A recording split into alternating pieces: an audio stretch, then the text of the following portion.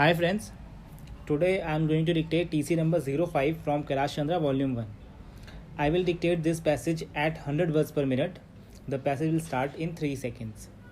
Start. The Industrial Policy Resolution of 1948 was good so far as it went, but unfortunately, the spirit of it could not be understood or appreciated by the common man in this country.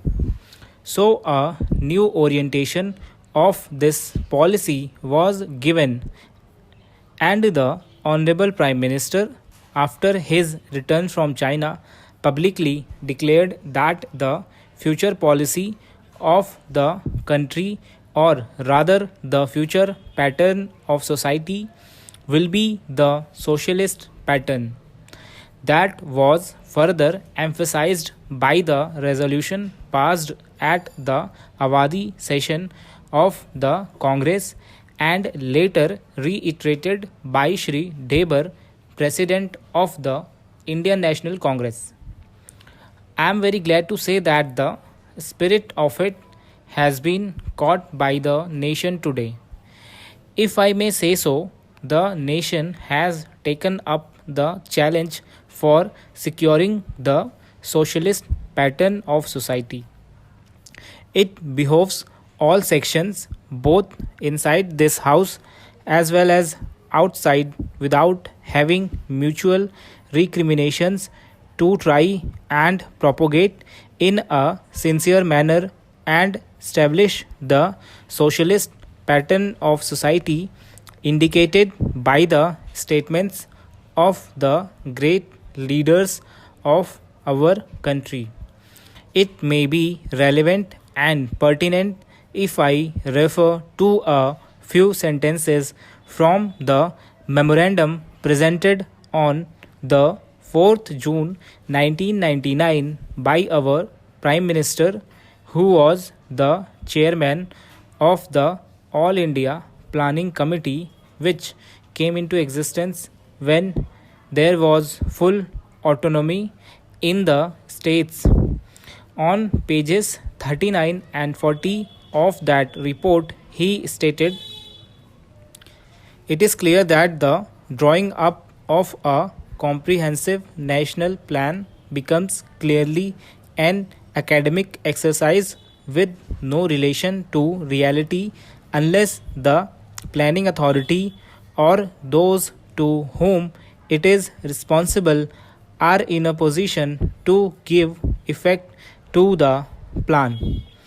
If this authority is powerless or circumscribed or restricted and has limited activities, it cannot plan. An essential prerequisite for planning is thus complete freedom and independence for the country and removal of all outside control. This implies that the country possesses in itself full sovereign authority to take any measures, adopt any policies, and form any relations with other countries as may seem best to its governing authority in the interest of the country and its people. National independence is thus an indispensable preliminary for taking all the steps that might be found necessary for carrying out the 5-year plan in all its various aspects throughout the whole country. At the present moment, it is clear that not only have we in India no national independence, but we are hedged and obstructed by numerous restrictions, limitations, safeguards, and reservations which block the path to planning and progress. Our plan for national development must therefore be drawn up for a free and independent India.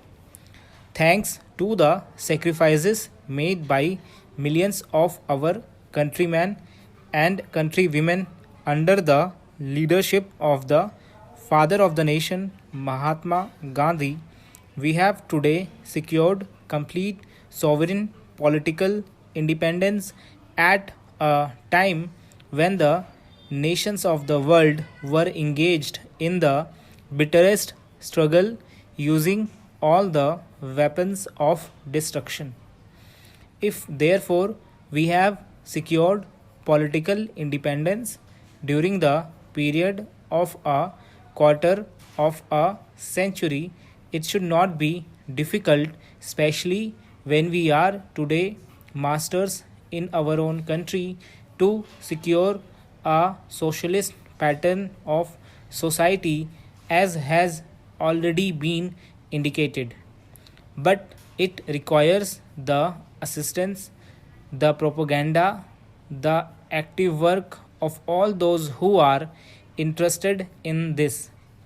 I am sure so long as my honorable friends, the minister, the deputy minister, and the other minister who were represent the commerce and industry ministry can give us an assurance that the capitalist pattern would be avoided. Some of us who believe in a cent% socialist democracy give an undertaking that certainly totalitarian policy will not be introduced in this country, because we have believed all along during the fight that we have given to the British government when we secured political independence, that we shall try to maintain democracy undiluted and a socialist democracy at that. I'm absolutely certain that in this country of ours, liberty of thought, liberty of speech, and liberty of action will be guaranteed to every citizen to express his views in the manner he pleases.